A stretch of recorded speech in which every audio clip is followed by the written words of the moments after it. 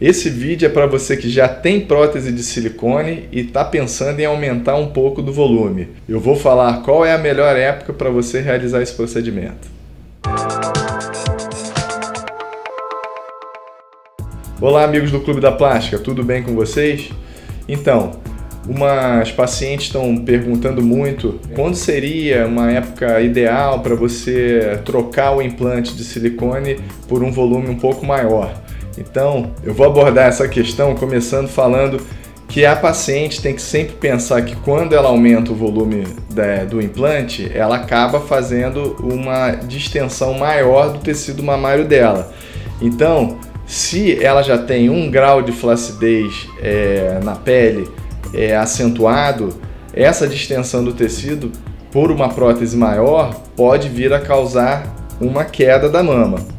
Então, é muito importante a paciente avaliar esse excesso antes com o cirurgião plástico dela para ver se vai haver necessidade ou não de fazer a remoção, a ressecção desse excesso de pele para que ela não se surpreenda após a cirurgia com uma queda, da mama dela. A paciente fez uma cirurgia de mamoplastia de aumento e ela passou algum tempo com aquele volume, satisfeita, mas depois desse certo tempo, isso começou a incomodar ela porque ela achou que a mama agora pode ser um pouquinho maior, ou então ela está querendo aumentar um pouquinho porque ela teve uma diminuição do colo, ou então ela teve uma gestação que acabou alterando um pouco a forma da mama após a amamentação, e ela está querendo fazer a realização de uma nova cirurgia.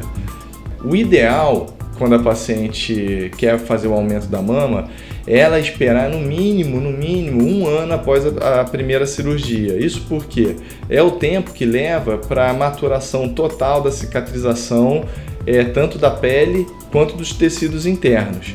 Então, se a paciente fez uma cirurgia e ela não ficou satisfeita com o tamanho, o ideal é ela esperar no mínimo 1 ano para realizar isso. Agora, se ela fez a cirurgia e ficou satisfeita com o tamanho só depois de muito tempo, com a alteração da mama, com a alteração do tecido mamário dela, causou uma insatisfação, ela pode realizar a cirurgia sem problema nenhum. Uma dica que eu dou para a paciente que vai colocar o implante mamário pela primeira vez é que ela nunca coloque um implante muito grande, porque isso pode tirar a possibilidade dela futura de realizar uma cirurgia simples de troca de implante por um número um pouco maior. Porque se a paciente tem uma estatura baixa, por exemplo, e ela já coloca um implante com volume grande para ela na primeira cirurgia, e por acaso depois de algum tempo a mama dá uma quedazinha ou então diminui um pouco o colo e ela gostaria de aumentar um pouco a mama, como ela já tem uma prótese muito grande para o tamanho dela, para o biotipo dela, vai ficar uma coisa muito desproporcional ela colocar um implante maior.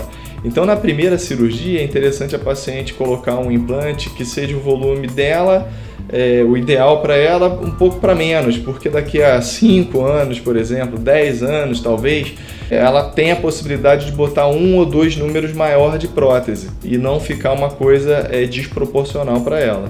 Uma outra questão é quando a paciente ainda não tem filho. É importante também ter essa mesma ideia de não colocar um implante muito grande, porque após uma amamentação, após a gestação, a mama vai sofrer algumas alterações.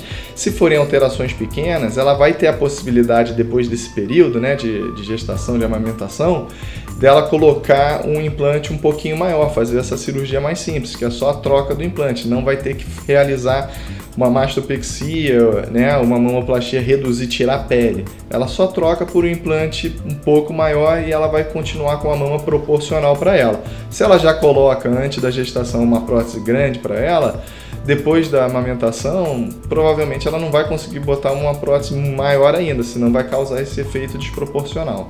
Lembrando que a segunda cirurgia para aumento da mama, para troca do implante por um volume um pouco maior, o pós-operatório costuma ser mais tranquilo do que da primeira cirurgia, porque na verdade a loja da prótese, onde será colocado o novo implante, já está feito, já está formado. O cirurgião ele só vai provavelmente ampliar um pouquinho, mais para poder caber ali um implante com um volume um pouco maior. Então a recuperação ela costuma ser menos dolorosa, diminui o risco de hematoma, de seroma, do que na primeira cirurgia, que você tem que mudar a anatomia da paciente e a pele ainda não sofreu nenhum processo de distensão, né?